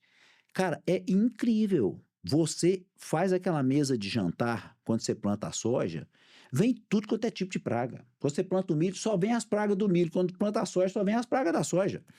E elas são diferentes. E a mesma área, e é tão longe, vem dar 1 quilômetro de distância. De onde que vem isso? Eu ouvi uma... A lagarta do milho, ela come a folha do milho e faz aquele tanto de buraco na folha ali. Aí você campa, todo ano, você tira a roça de milho, ara e planta a soja. Diferença de 30 dias. Aquela lagarta deixa de existir, só vem o pulgãozinho da soja. E depois eles revezam de novo. Volta a lagarta Depois do milho. tempo de 6 meses depois. 6 meses aparece de novo. Isso. E você tem que estar combatendo. Só produz muito quando você combate. Eu vi nos seus vídeos, eu não me lembro se era mamão, se era manga. Você começou também a intercalar Consórcio. consórcio, né? Chama-se de consórcio? Consórcio. Para nós leigos, o problema está intercalando culturas aqui. Não, a gente, nos grãos, que a gente chama, você intercala, ora eu planto só soja, ora eu planto só milho, e as raízes diferentes, elas deixam de dar comida para o nematóide certo, e ele não prolifera, tá? E nesse inteirinho, você está jogando bactéria e jogando fungo ali, 2 litros por hectare, para 2,5 litros, 1,5, de acordo com o receituário lá, e você diminui a incidência, o produto desenvolve mais. Nós tivemos a grata satisfação de apanhar a variedade de milho certo, porque tem dezenas de variedades, na época certa, com o trato certo, nós batemos o recorde de produtividade de milho do norte de Minas. Que isso. Agora, na última safra. Normalmente e isso superando com todas as fazendas, normalmente uma produção de milho, ela vai dar lá 150, 160 sacos por hectare de 60 quilos, né? Nós colhemos 214 sacos de milho. Por hectare. Tá, por hectare. Foi muito gostoso, assim, muito prazeroso de você ver o resultado do trabalho. E que milho ficou verde, que verde intenso, ficou bonito. Você meteu colheitadeira ali, que é trem. Ainda perde um tanto que a gente não sabe que perde. Você desperdiça ali uns 3, 5%. Fica jogado no chão para trás. Em uma dos nossos encontros, você citou que, não sei se foi a colheitadeira, algo que você fez na fazenda que lhe trouxe ali algum prejuízo ali durante o processo de colheita ali. Foi do milho ou não? Eu acho que eu falei da mamona. Foi da mamona, isso mesmo. Eu tive uma consultoria, primeira safra que eu plantei na fazenda, e aí você se perde, né? O cara me orientou mal, era uma consultoria também, e ele falou assim, você vai querer plantar com 72 centímetros de espaçamento ou com 90? Uai, qual que dá mais produtividade? 72. Você tem mais plantas, a gente chama de stand, né? Uhum. O stand, então eu vou querer esse. Ele me perguntou, o meu consultor. Só que não existia colheitadeira para 72. É mole. Ele só me falou depois. E eu, frango, é isso que eu falo. Você é inexperiente, você é frango, sem um professor bom igual eu tinha o Nino lá da coisa. Entrei no negócio e depois eu não consegui colher o que eu produzi. E tomei um prejuízo na época de 600 e poucos mil reais. Numa safrinha de 4 meses. Você entendeu? Nossa, Jogado fora. que isso. 600 mil conto. Ô, Wallace, você me contou também um pouco sobre o processo lá das bananas, né? Você falou, eu nem sabia que eles usaram uma expressão, a banana. Pariu. Não, você me contou que elas são encontradas diariamente, né? Vocês marcam os cachos de banana de acordo com que eles vão aparecendo. Você usou a expressão na época, algo sobre cachos aparecidos Não é parido, é os cachos que pariu por Parido. semana. Ah, É isso aparição por semana. aparição por semana. Hoje eu já recebi o relatório. Toda sexta-feira eu recebo o relatório. Ah, 723 cachos por dia essa semana passada. que isso? Como que funciona? É muito legal. Isso eu gosto muito e é muita tecnologia. Nós temos o Francisco, que é o nosso consultor, ele deve me permitir eu falar isso. O cara é uma sumidade, o cara é muito legal e ele já escreveu um livro, se eu não me engano. Acho que ele presta consultoria até para fora do país, dentro do que ele faz lá. O cara assim, é muito inteligente. Então ele chega lá e bate o olho naquele bananeiral gigante lá e define se tem uma mancha tal, se tem um fungo tal, se tem uma deficiência de nutriente tal. E você vai corrigindo aquelas doses, cara, desse tamanho assim, na microirrigação ou na fertirrigação. Eu tenho 10 estações de fertirrigação na fazenda que você prepara aquela calda Uhum. de nutrientes e injeta ela na irrigação, ela distribui uniformemente no pé de cada pé de banana lá, tá? E aí o que acontece? A banana, ela é a mãe, a filha e a neta. Cada cova de banana, ela cresce e você conduz três troncos. Os outros que vão brotando, você vai cortando eles, sempre mantém 3. Então, e aí o cara roda o bananeiral, que é, cara, pensa bem, tem bananeiral nosso lá que tem 500 metros por 2 quilômetros. E o cara roda todas as ruas, e aí a banana tá ali, aquele pé bonito, um belo dia, aquele umbigo da banana, ele pare. Uhum. Ele para, aquele umbigão marrom. Aí ele tem um revolvinho com o número da semana. Nós estamos na semana agora 16. Aí ele vai lá e põe uma etiqueta naquele tronco, semana 16. Pariu e conta. Daí 14 semanas nós vamos colher aquele cacho. Tá? 14 semanas, então a gente projeta a nossa colheita. Que legal.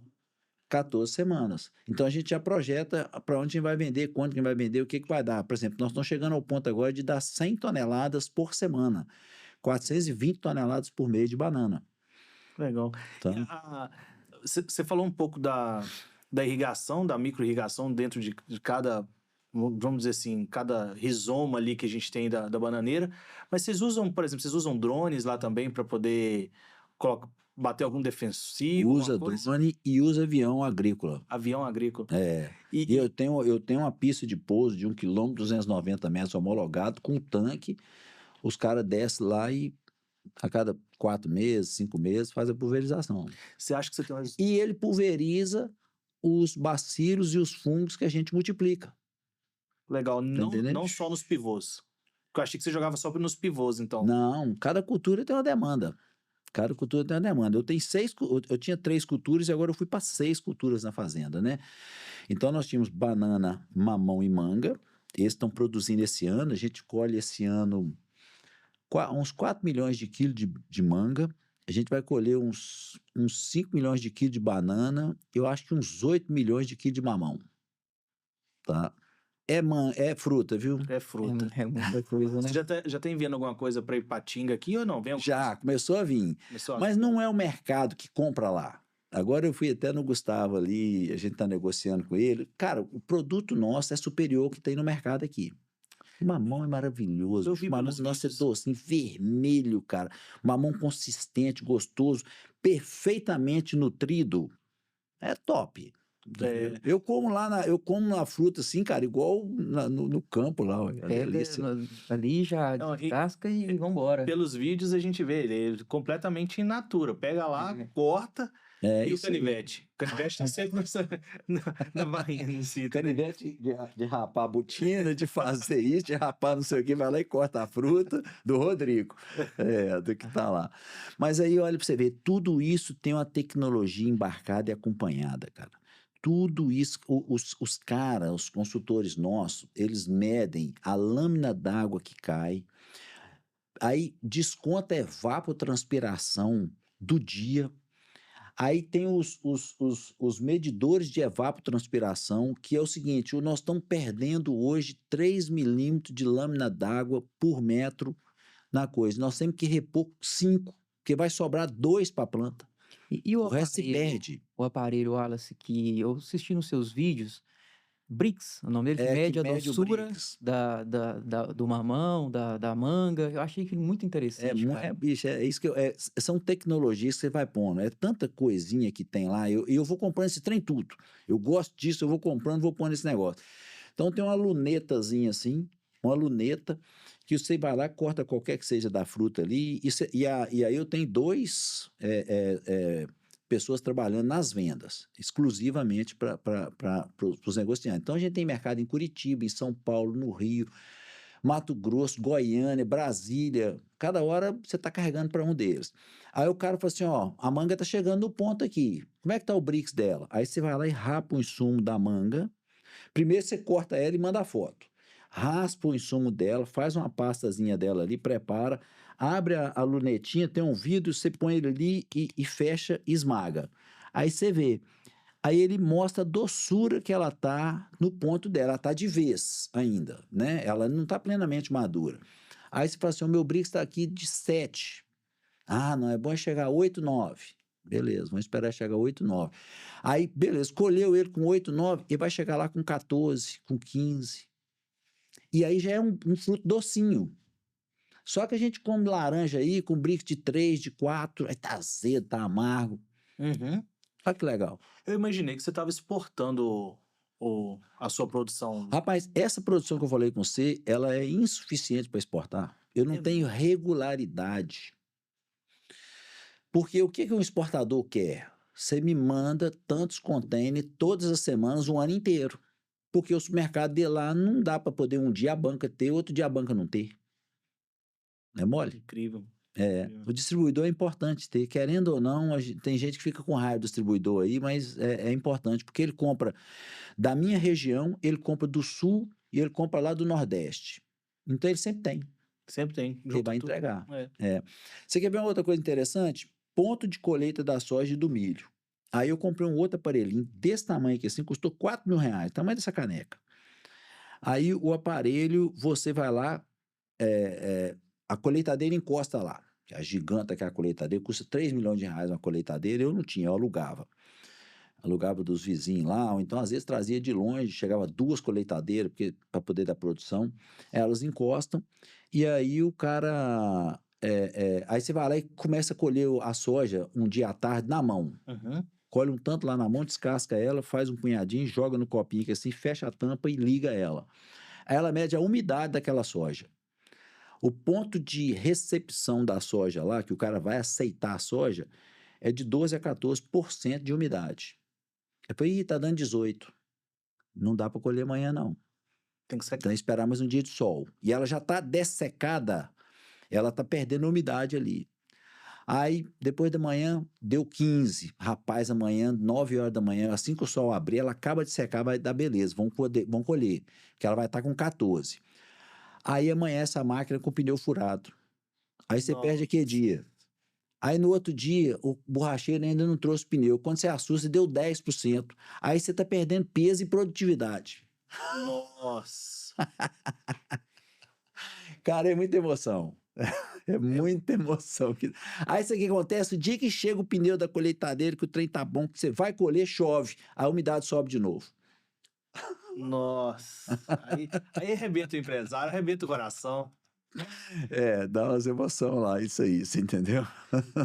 Meu Deus.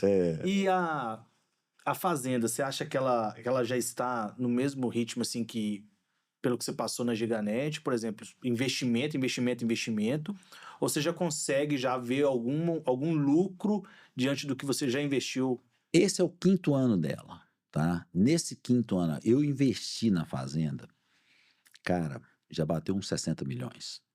Você entendeu? Assim, eu Hum. construí muita coisa, eu já construí muito negócio nela, construí pivô, reformei isso. Agora mesmo eu vou fazer mais um canal de irrigação, de captação de água do coisa, que esse canal não vai ficar barato. Vou fazer um piscinão lá de não sei quantos milhões de litros para fazer um pulmão de reserva de água. Mas o custo, aí é aquela história igual da Giganet, o custo de retorno dela, se eu não considerar o investimento que eu ainda estou investindo em novas culturas, ele já está no azul. Já tá no azul. Aí, graças a Deus, já está no azul. Ele já fechou no azul o ano passado e esse ano ele deve dar um EBITDA maravilhoso. Legal. Um EBITDA de fazenda é alto. Legal. Então, esse ano a gente está indo com uns números bem interessantes. Aí, olha para você ver uma coisa. Não sei se todo mundo está acompanhando a guerra. Uhum. Todo mundo está acompanhando as coisas que estão acontecendo. Isso aqui é interessante de se falar. A soja, ela deixou de ser um alto negócio para ser um negócio de muito risco. Por quê? Porque com o aumento do diesel, e você gasta muito diesel, eu tenho um tanque de 14 mil litros lá na fazenda, com controle de abastecimento lá, que eu reponho ele quase que a cada 10 dias. Estou gastando 40 mil litros de diesel por mês. Nas operações normal, talvez 30 mil, e minha conta de CEMIG, ela fica de 180 a 200 mil reais por mês, com energia subsidiada, Uhum. né? Aí entra na soja, e a soja com essa coisa toda que tinha aí, eu tinha 375 hectares, que era 5 pivôs, desses que eu te falei, redondão, de 1 quilômetro de diâmetro cada um, produzindo soja. Você sabe o que eu era? Pequeno produtor de soja. Eu chegava com 60 mil sacos de soja para vender. Ninguém queria nem. Os caras negociavam assim, falaram, não, tá bom, pode trazer para mim. Sabe onde que tinha um ponto de coleta? Em Pirapora, 400 quilômetros de distância. Pôr naquelas carretão e levar aquele trem para lá e ficava 5 dias para descarregar. Você entendeu? E os caras me enchendo o saco ainda, querendo cobrar diária da carreta, porque o cara tinha 100 caminhão parado lá. Nossa. Aí eu tomei a decisão, ano passado,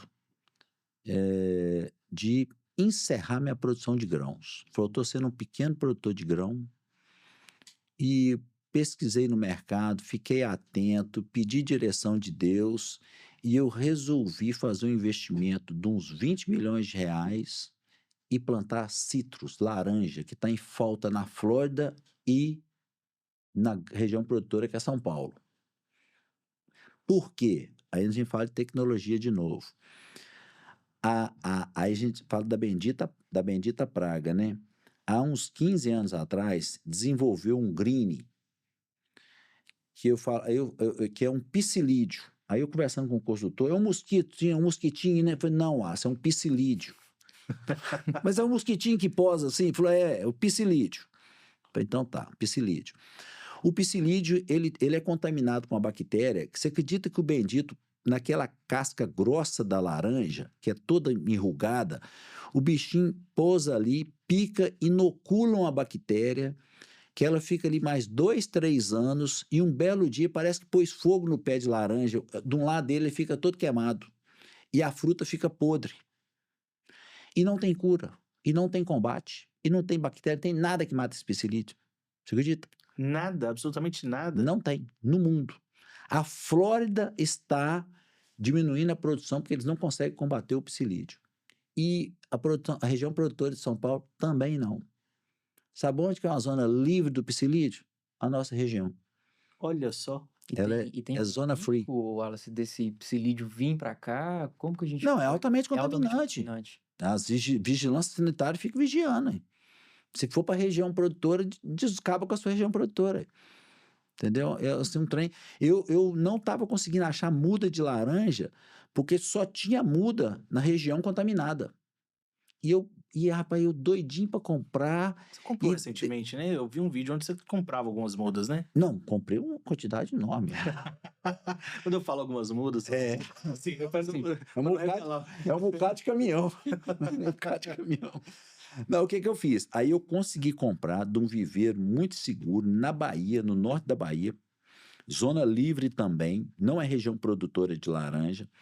Aí é muito interessante, eu comprei os cavalos, você já encomenda. O meu consultor falou: eu quero no cravo índio, que é uma variedade do limão, e você vai colocar D6, que é a variedade da laranja pera, docinha, e aí ela é resistente, resistente a umas pragas lá, o outro aqui tem uma característica boa, e aí eu vou ser um dos grandes produtores de laranja no norte de Minas, com os 375 hectares de laranja debaixo de pivô.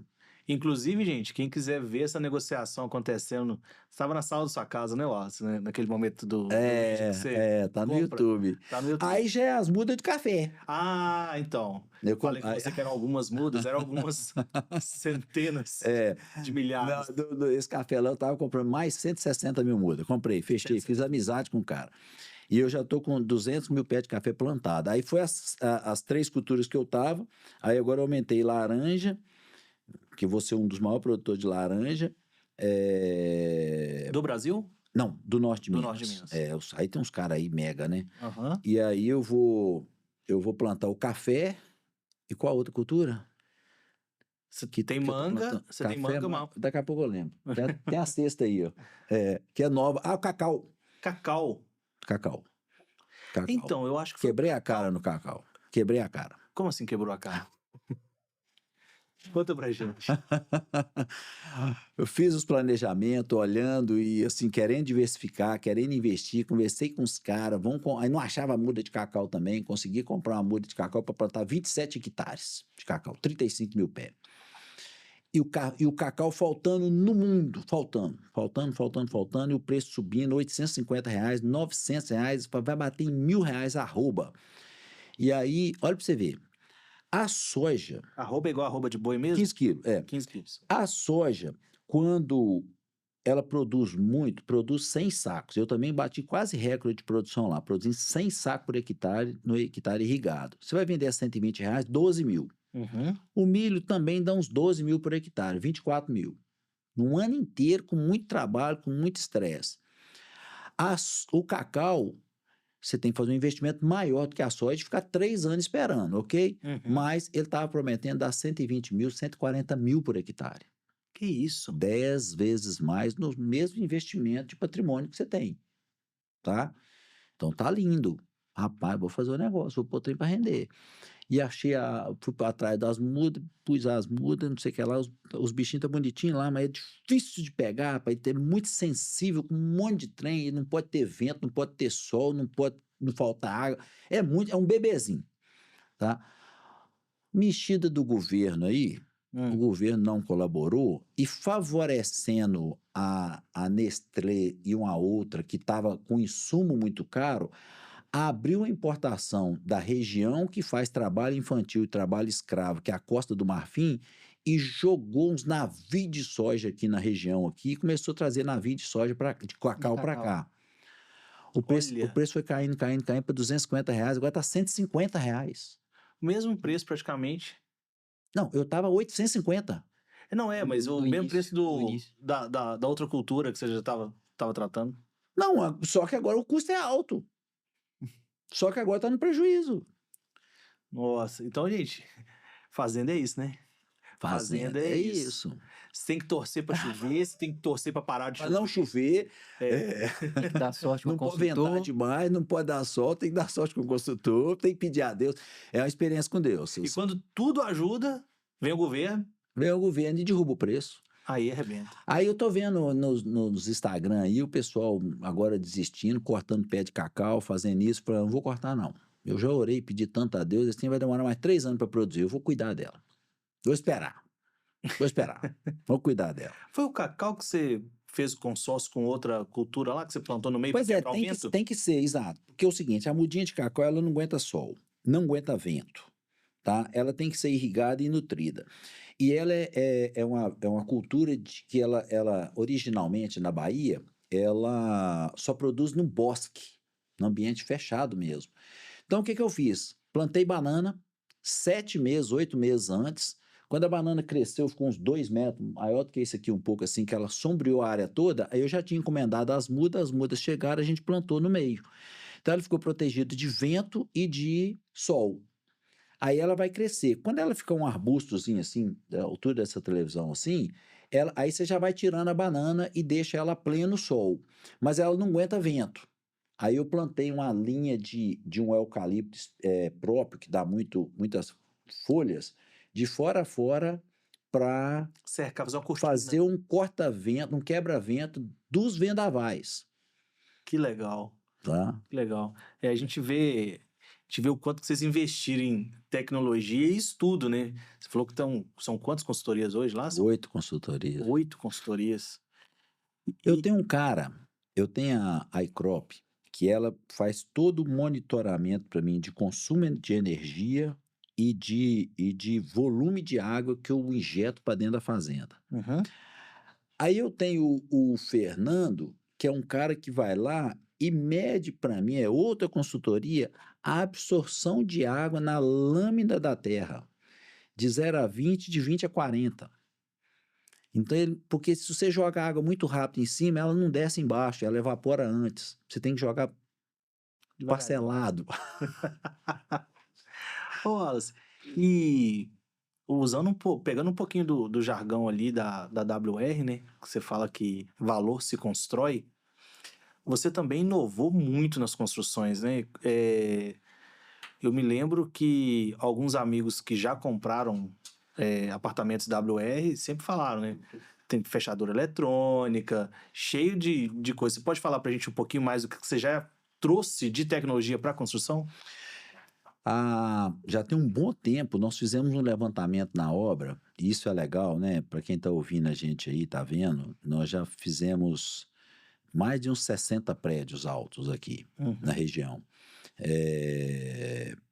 E já tem um bom tempo, eu fiz uma contagem, eu tinha 14 processos construtivos na construção que a concorrência não usava.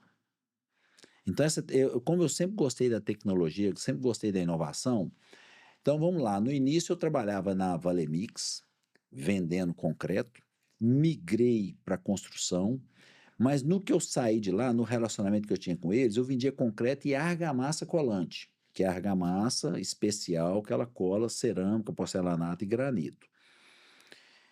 E eu indo nessas feiras, eu gosto muito de ir em feira, inclusive agora, às vezes eu vou menos, mas a minha equipe continua indo. Tá todo mundo indo agora. Eu falei assim, gente, acha robô lá, vamos comprar robô da Tesla. Eu tô querendo comprar o robô da Tesla, o Optimus.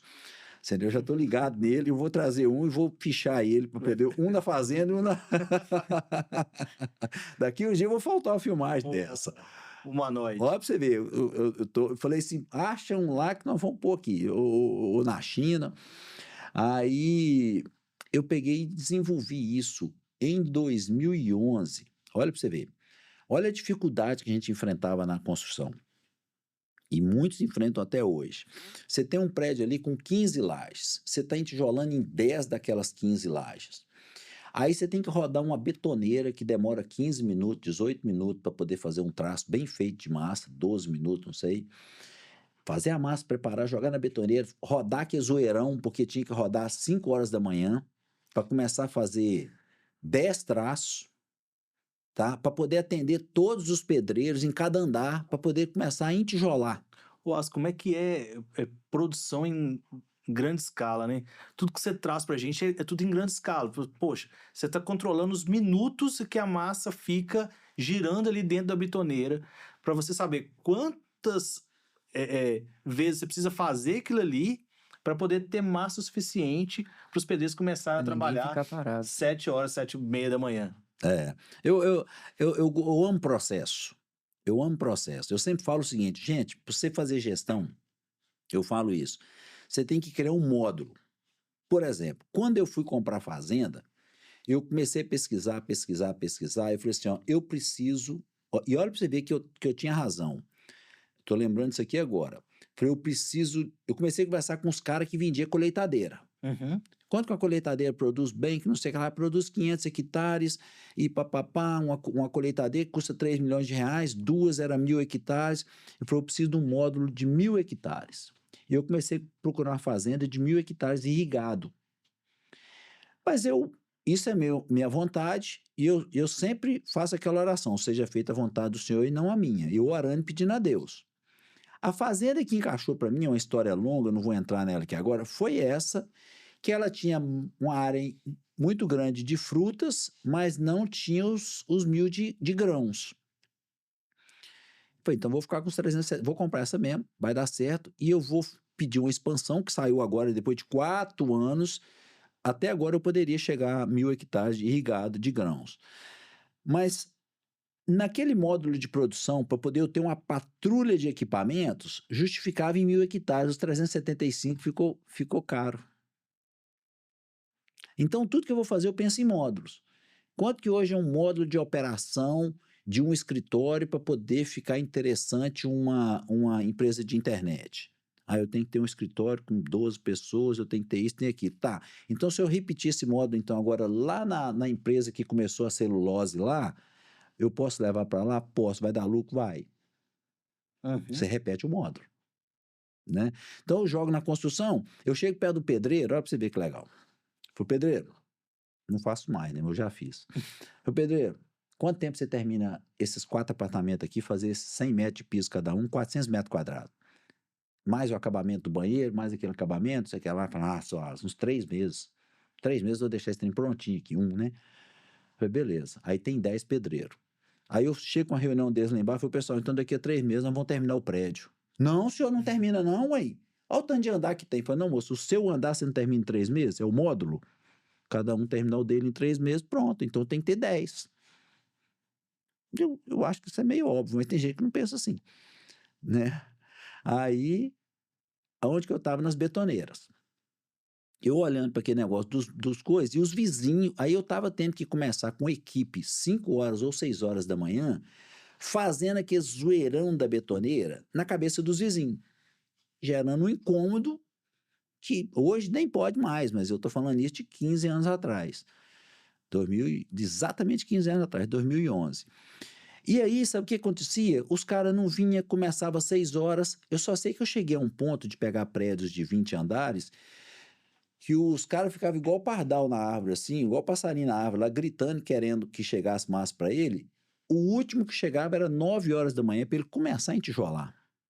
E é assim que ele parava. Não tinha solução aquele negócio. Entendeu? E não adiantava eu pôr uma fileira de betoneira ali, não tinha espaço, era muito caro. Aí, um belo dia, eu falei assim, você quer saber de uma coisa? E vamos imaginar o seguinte, 300 litros de massa de uma betoneira é muito barato, porque é só areia e o cimento. 300 litros de argamassa colante custavam a 5 vezes mais, 500%. Entendeu? Eu falei assim, eu vou passar a usar argamassa no tijolamento. Não, você está doido? Então você não vai ter lucro na obra, não. Eu falei, nós vamos usar argamassa. Qual que é? A tipo 1 é a mais barata, mas mesmo assim era os 500% a mais. Só que eu falei assim, sabe o que nós vamos fazer? Nós vamos pegar o tijolo, vamos colocar um pouquinho com a colher, um pouquinho desse lado aqui, um pouquinho desse lado aqui, ó. Nós vamos usar 1/5 do volume e vamos colar, porque ela cola, a outra não cola, só preenche. Tá? E aí, sabe o que eu fiz? Um dia anterior, eu passei a deixar o saco de argamassa no local de trabalho de cada pedreiro. O ajudante chegava, com 10 minutos ele misturava lá, 7h10, todo mundo começava o trabalho simultaneamente. Nossa. E eu faço isso até hoje. E sabe sabe qual cultura que isso criou no Vale do Aço? Os pedreiros fazem isso na casa deles hoje. Eles fazem isso na casa deles hoje. Logo na sequência eles começaram a falar e virou cultura. Que eu comecei ela em 2011. Nos vídeos do seu canal, a gente viu também muita coisa voltada a encanamento. Hoje o encanamento também tem 0 de encanamento na horizontal, né? Tudo vertical. Não, isso é planejamento. Eu não faço. Porque as pessoas ainda fazem muito. Porque tem hora que o cara não pensa nisso, ele não olha e deixa acontecer. Então, quando você faz na horizontal, em cima de um apartamento, você está vendendo problema. Eu já, nos primeiros prédios, teve. Tem gente que não analisa isso, não chegou ao ponto de ver aquilo ainda. Eu já tive cliente que eu tive que voltar lá e, por capricho nosso, porque se fosse o outro, isso não é norma. Uhum. Correu, deu zoeira, problema dele. Mas a gente sempre se preocupa com isso, é o padrão nosso, padrão WR que a gente vai fazer.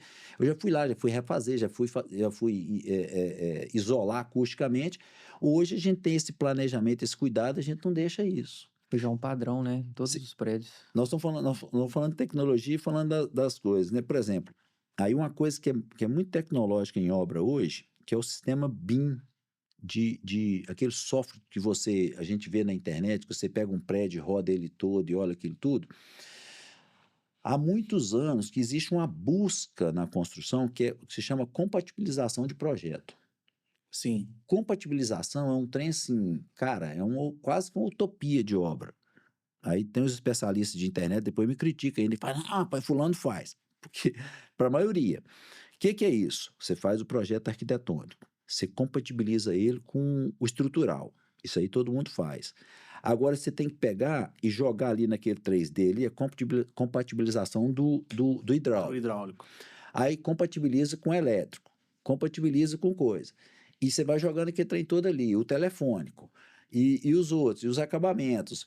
E aí um não pode interferir no outro. E aí o que acontece? Nós começamos com esse sistema BIM de compatibilização há uns 8 anos atrás e desistimos. Não conseguimos colocar em prática. Eu investi caro nisso, trabalhamos com isso, ficamos acho que uns 2 anos, e aí tinha uma hora que o fornecedor da hidráulica não tinha, hora a gente mudava para o elétrico, ele não tinha, aí pedia para fazer, demorava, que não sei o que lá. Agora, recentemente, nós voltamos com força total nisso e estão implantando. Que legal. Entendeu? Estão implantando. Aí você consegue, todo mundo que olha ali, ele vai chegar nesse quarto, ele vai fazer essa coluna e essa coluna, ele sabe que aqui desce um tubo de hidráulica, você entendeu? Então você já trabalha com ele ali, você já deixa a preparação, aí vai ter que passar uma elétrica na diagonal junto com ele. Não vamos engrossar a parede toda por causa daquilo, você já trabalha, né? Cara, é um quebra-cabeça. É um quebra-cabeça gostoso. Eu gosto de quebra-cabeça. Bom, gente, vocês estão vendo que nem sempre a gente tem aqui solução, resposta para tudo, nem tudo é só sucesso, tem Não, muita você tá luta, doido. tem muita. O exemplo do cacau aqui, o exemplo do tijolo lá Da atrás, mamona. da mamona. Então, tecnologia não é só digital, né? Não é só sensores. Tecnologia também está na forma de fazer, está no processo. Tudo isso a gente pode colocar como tecnologia, né? Porque isso é legal, porque quando a gente para estudar, quando a gente para entender como que cada processo funciona, você falou muito bem, né? Quando você falou dos módulos, a forma como você vai replicando isso, a sua forma de pensar, fala muito sobre a tecnologia que a gente vai aplicando dentro de cada trabalho como esse. E conta pra gente aqui, Wallace, você tem outro empreendimento, outro grande sonho? A gente sabe que a fazenda é um sonho realizado, né? Uhum. Você tem algum outro assim que você fala assim, poxa, isso aqui seria o... Tô querendo não ter. Tô querendo não ter. Tô querendo não ter, mas a cabeça às vezes não para, né? Fica mexendo com uma coisa e outra. Eu tô terminando agora, esses dias agora, terminando uma casa na Flórida. Aí eu construí uma casa de alto padrão lá, buscando a venda dela aí na faixa de $2 milhões, para poder começar uma construtora do zero e põe tecnologia avançada. Método construtivo completamente diferente. Cara, muito gostoso de ver, muito gostoso de acompanhar, você entendeu? Assim, eu não estou investindo na Flórida, eu estou montando uma operação na Flórida de construção. Que legal. Era a minha busca, Uhum. você entendeu? Era a minha busca. Tinha uns 10 anos que eu estava com isso assim, sempre no stand-by, mas sempre atento, surgiu a oportunidade de eu ter o contato lá para a gente fazer, tá dando bastante assunto, você entendeu? Eu sempre falo. E você está fazendo com steel frame, algo do tipo? Sim, Steel frame. internamente sim. Internamente é wood frame, Wood frame. é madeira. Madeira. Aham. Legal. Aí a gente faz e assim, e eu já estou aprendendo coisa lá para trazer para cá. Tá? Porque existe um diferencial, o seguinte, não adianta o cara ficou 20 anos lá nos Estados Unidos e ele viu o steel frame funcionando lá 90% das obras. E qual que é a diferença hoje que nós temos de cultura e de estrutura? A mão de obra americana, a mão de obra que representa na construção americana é muito cara e os materiais são sem impostos ou subsidiados. Tá? Então, 1 metro quadrado que você compra de steel frame lá na loja deve ser, hoje em dólar, metade do preço que é no Brasil. Tá entendendo? Aí você vai, não, então eu vou fazer no Brasil agora steel frame. Agora a mão de obra nossa é barata e aqui tem uma carga de imposto muito grande no produto. Você não consegue substituir. Eu vi algumas pessoas construindo casa com blocos de isopor revestidos com uma massa especial, mas a mão de obra não acompanhou a tecnologia aplicada naquele modelo construtivo. E assim, porque se você construir com isso aqui, você não precisa rebocar. Precisou do mesmo jeito, acabamento do mesmo jeito, perder tempo do mesmo jeito. Não acompanha, né? Você não acompanha. Deixa eu falar uma coisa com você que é uma observação filosófica minha. Deus parece que limitou o homem. Não, bom, nós estamos falando de construção civil, né? Uhum. Tem outras áreas. Por exemplo, limitou a criação do homem em vaso sanitário. O mesmo sifão de 40 milímetros que foi criado no o primeiro vaso sanitário na Europa em 1700 e pouco é até hoje. É o mesmo. Não evoluiu nada. Só esconderam ele. Agora a gente tem uns vasos mais retinhos, né? Cara, isso aqui não mudou nada. Você sabia que o cimento não... Posso estar errado agora nos últimos 6 meses, 1 ano, não sei. Uhum. Mas o cimento não tem evolução, tem 100 anos. É o mesmo cimento. Não tem evolução. Aí você tem alguns aditivos no concreto. Estou falando do cimento ali, tirado do pozolânico, da rocha pozolânica ali, para poder construir, para poder você chegar a ele a 700 graus, 800 graus, na composição dele, ele não mudou. O tijolo de barro, da época da construção da Torre de Babel, o primeiro prédio do mundo. Você entendeu? Tijolos, fala na Bíblia lá, tijolos cozidos, tijolos de barro cozidos. É o que você usa hoje. Não mudou nada. Não mudou nada. Então tem muita coisa que sim, que tem uma resistência muito grande para você melhorar. Então, se você falar hoje, eu conversei essa semana sobre esse assunto, sobre o tijolo de isopor, tá? Falei, não tem nada mais barato no Brasil do que o bendito tijolo de barro. Não tem mais barato e não tem. E outra coisa, para nossa variação térmica, para nossa incidência de chuva e vento, é o que hoje te dá a segurança e o conforto. Tá? Por exemplo, você pega o bloco de isopor, né?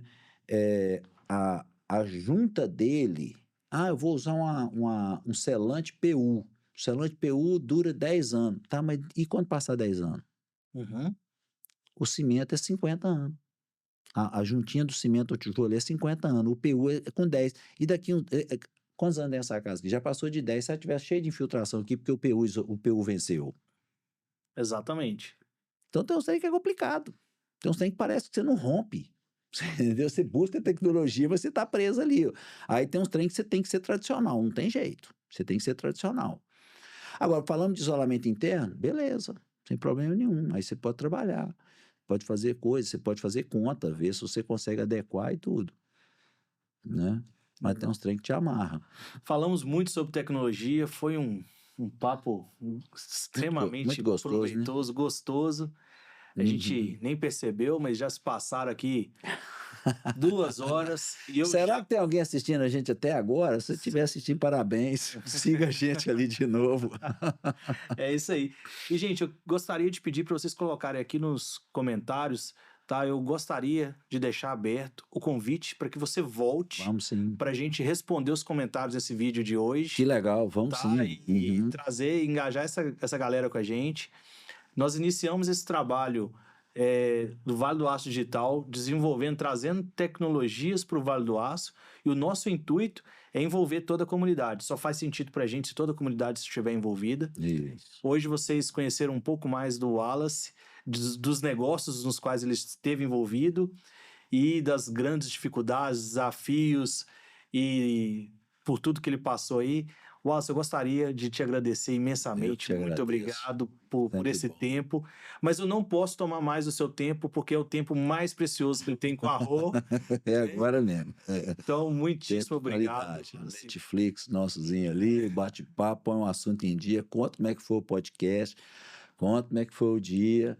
Semana de grandes desafios que eu tive aí, mas superados.